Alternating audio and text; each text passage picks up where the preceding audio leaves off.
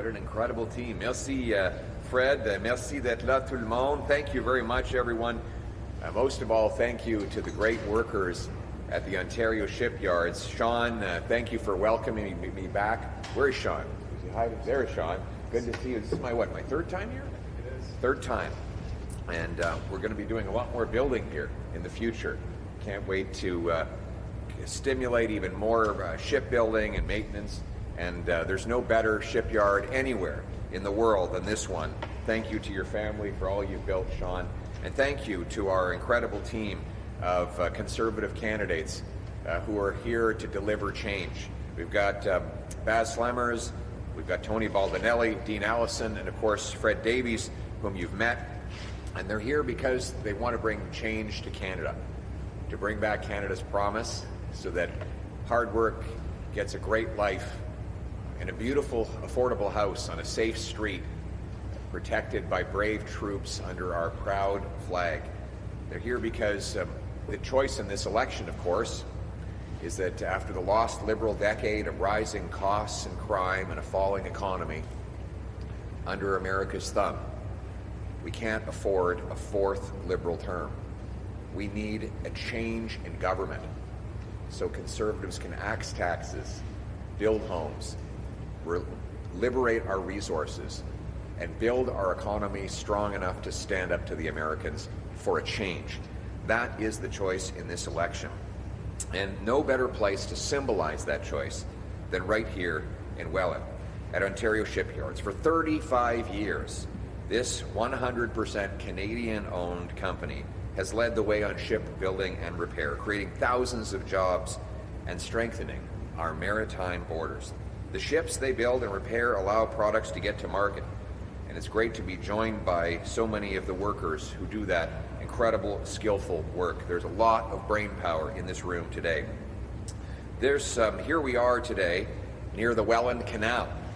This great Canadian project united our country. The first two phases were built before Confederation even happened, as the British colonies took their first tentative steps to join economies together.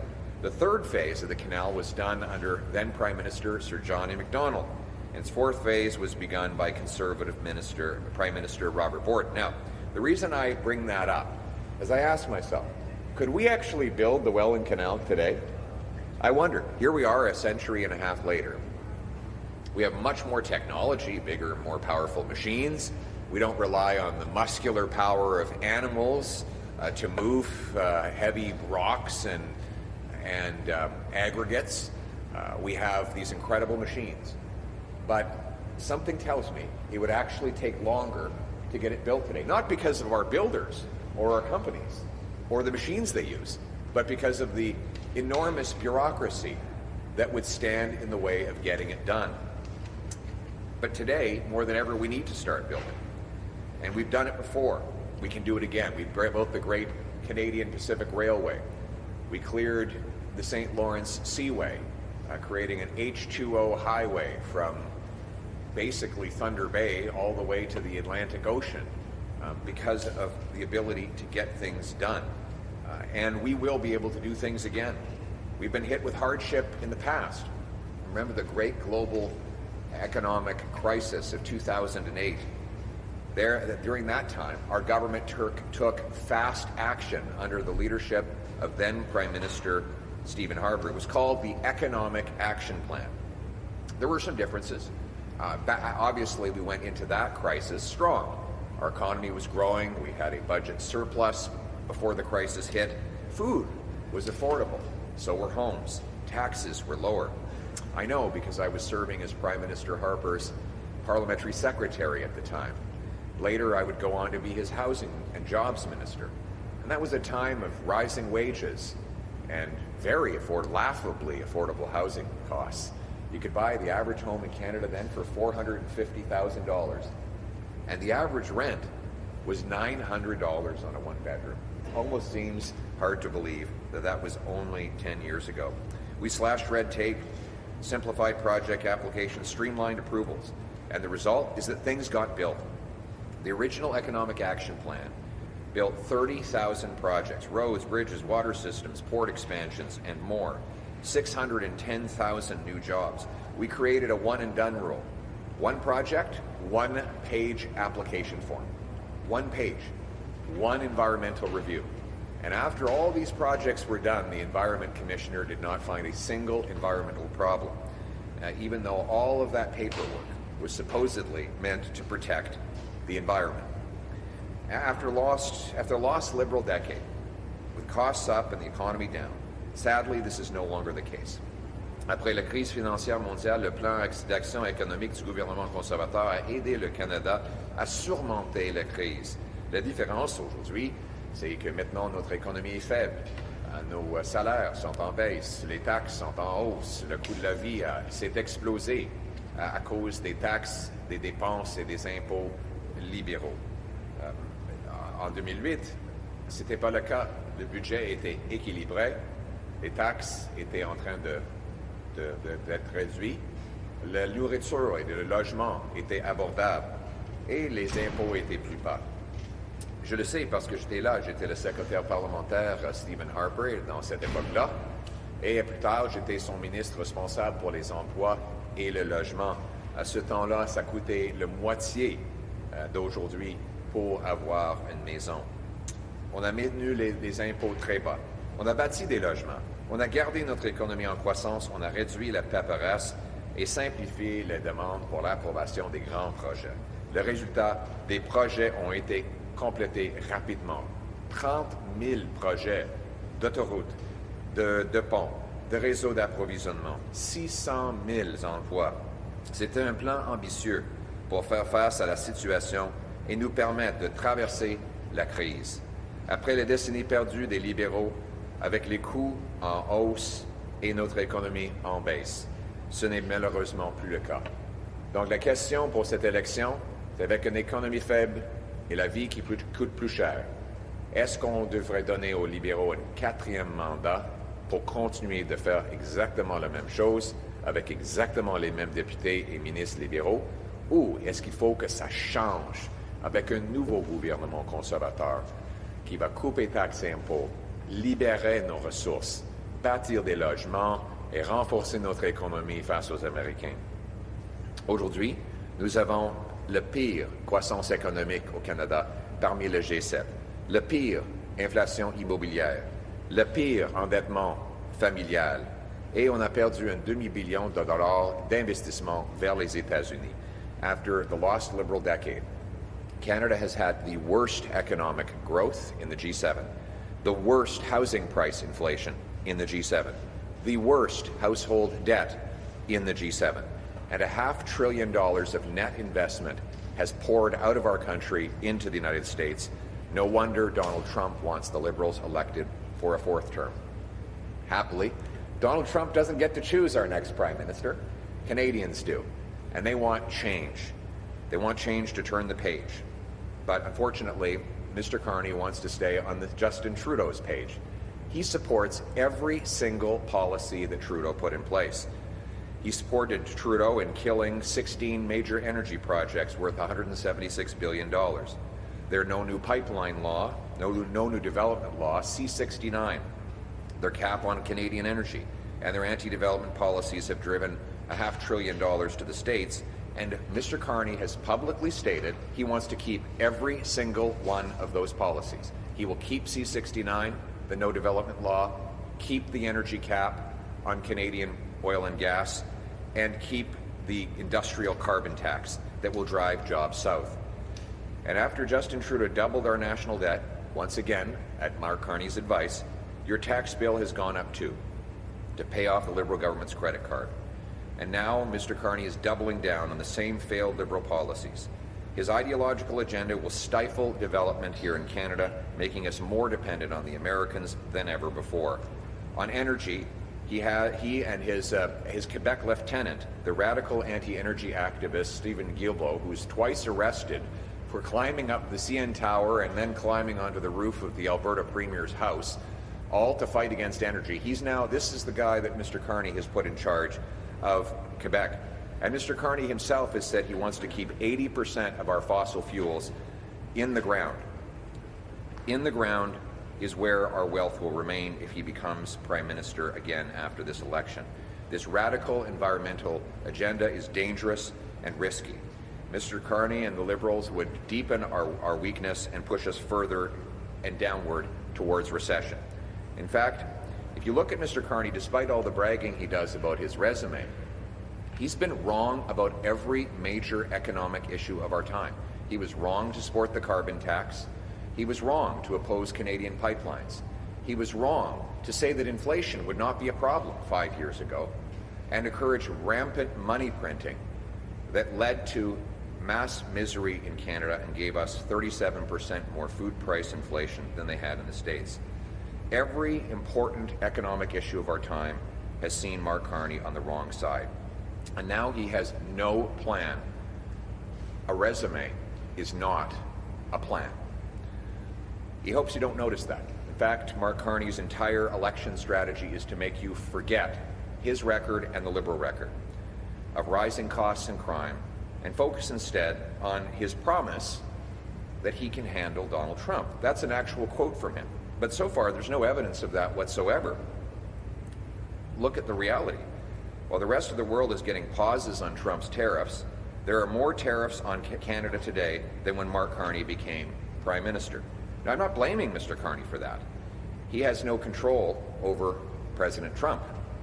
But that's why he should stop promising that he does, because he can't. But what we need to do is focus on what we can control. And that means reversing the disastrous Liberal economic policies that he advised and Trudeau implemented with the help of all the Liberal ministers that are running for re-election for a fourth time. It's the same Liberal MPs, same Liberal ministers, same Liberal advisors with the same Liberal results. We need a change in government with a new Conservative leadership that has a Canada First economic action plan. It will be modeled in a lot of ways off the incredible success that Stephen Harper had in the 08-09 crisis. And that's why I'm rolling out that plan today. First, this plan includes tax relief. We will cut taxes on work, investment, home building, and energy to unleash production and paychecks here in Canada. We'll cut income taxes by 15% for the average worker to save a working couple almost $2,000. With more money in their pockets, Canadians will be able to spend at local businesses, boosting employment in restaurants, corner stores, and hotels.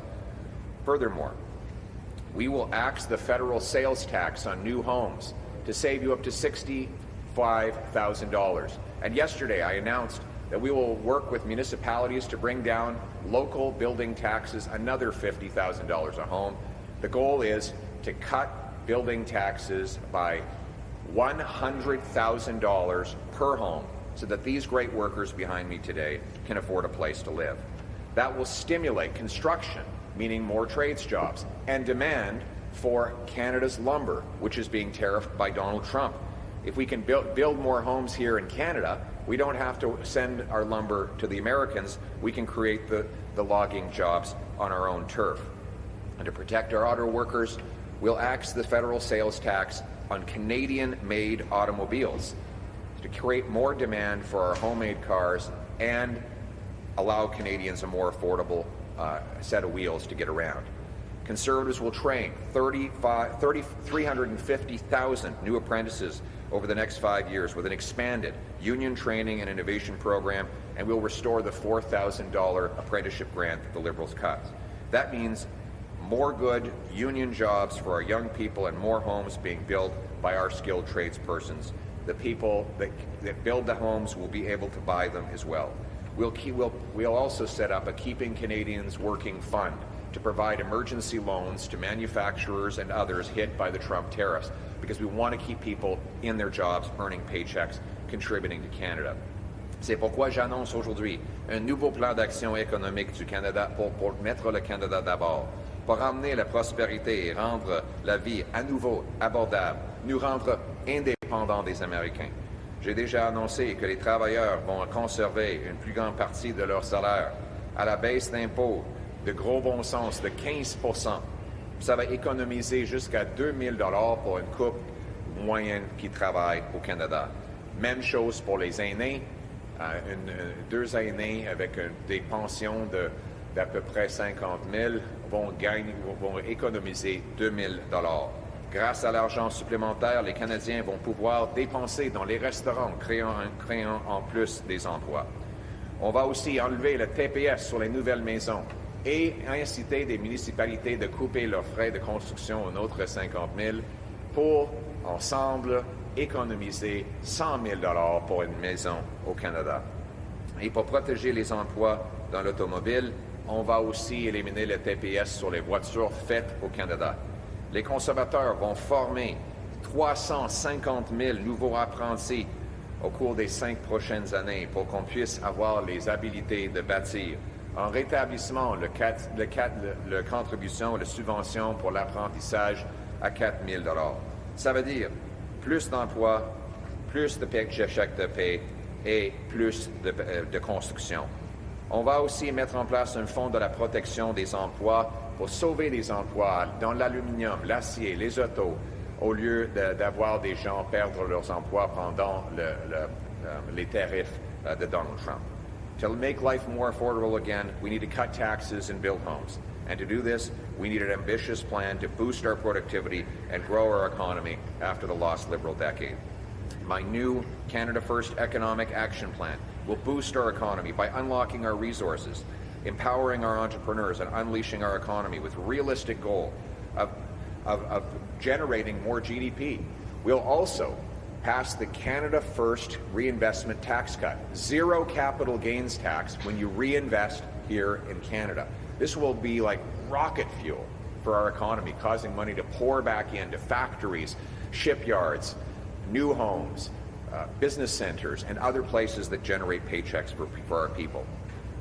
All of these policies combined have been calculated to boost our GDP by $500 billion spread over the next 5 years. This calculation has been done by Philip Cross, the former Statistics Canada Chief Economic Analyst, and Dr. Tim Sargent, the former Senior ADM at Finance Canada, who now is practicing as a PhD economist. These two revered economists have calculated that these policies I've announced of cutting taxes on investment, work, home building, and energy, plus repealing the anti-resource liberal laws, will unlock $500 billion in additional GDP spread over the next 5 years. This is money that will go into the pockets of our workers. This will build our economy back and fortify it against the Americans. It will also generate new tax revenue to fund schools, hospitals, and most of all, our military, to make us more independent. We will do this by unlocking our resources. We'll create a national energy corridor for pipelines, transmission lines, rail lines, and other critical infrastructure. We will pre-approve projects through shovel-ready zones. We will unleash more production with a one-stop shop that safely and quickly approves resource projects with one-page application form, one environmental review, and a maximum of 1 year wait time to get things approved, with the goal being 6 months. This means roads, mines, LNG terminals, hydro projects, and nuclear power stations. We'll back LNG 2, the major project in northwestern British Columbia, by allowing it to go ahead. This is tens of billions of dollars of new investment to ship Canadian gas over to Asia, displacing dirty coal. We'll back the Port of Churchill, shipping our wonderful petroleum projects, and we'll speed up the approval of Canada's incredible opportunity in the Ring of Fire, granting permits in only 6 months. We'll cut red tape by 25% and add a 2-for-1 rule that every new regulation must be met with the removal of 2 existing ones. The Canada First economic plan will be like rocket fuel for the Canadian economy. After a century after we built the Welland Canal, and more than a decade after the great global financial crisis that Stephen Harper weathered so well with the incredible help of the late Jim Flaherty, to whom we owe so much credit. We can do this again. We know that we can. We know that we can turn the page on the lost Liberal decade of rising costs and crime and a falling economy. We know that they don't deserve and we can't afford a fourth term.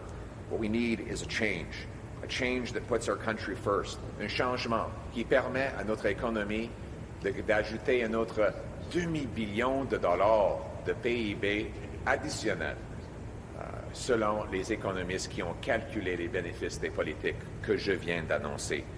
Comme ça, on va renforcer notre économie. On va être maître chez nous.